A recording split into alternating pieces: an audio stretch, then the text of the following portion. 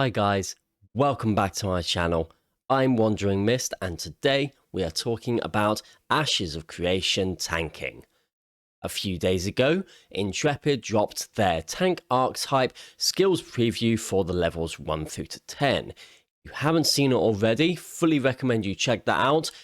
Link in the video description below, and it will also be playing in the back behind me.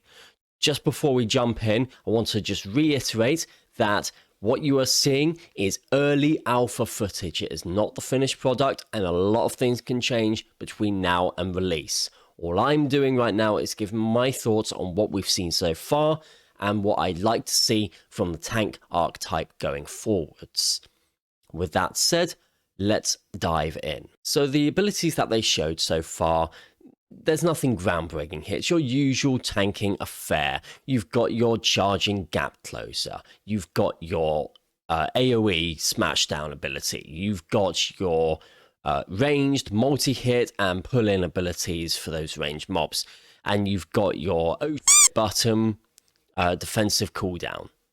There's pretty much nothing out of the ordinary here. A few things that were a little bit odd to me that I noticed is that, first of all, there's no dedicated taunt button, at least that we've seen so far.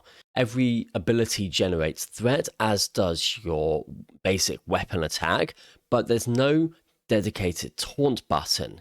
So in other games like World of Warcraft, Final Fantasy XIV, Elder Scrolls Online, there's usually a button which forces a mob to focus on you for a certain amount of time. And this allows you in an emergency situation to pull a mob away from one of your teammates and give you enough time to hit them with your other abilities to get the threat back on them. There doesn't appear to be anything like that in Ashes right now, so that's going to be a bit weird if you're transferring from those other games to Ashes of Creation in terms of the tanking gameplay. The other thing I'm a little bit weird about is the Shockwave and Resounding Smash abilities, which to me seem a little bit too similar. They both are these AoE cone abilities with a knockdown effect on them. I feel like they could have done something different here because these two abilities seem a bit too similar. On the topic of crowd control, apart from those couple of knockdowns, there doesn't appear to be a lot of crowd control in the kit so far.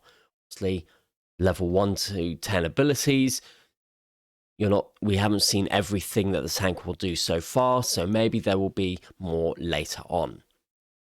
The other thing that is sort of missing right now is area control.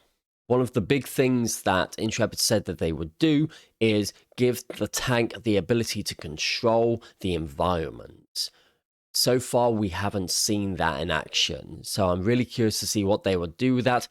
One of the things they could do is with the Resounding Smash ability, they could have it so you smash down on the ground and then it leaves an area behind which would then have various effects. For example, it could have a slowing effect, it could have a snaring effect, something like that to give that area control so that mobs or even players, because this works in PvP as well, would need to avoid that area.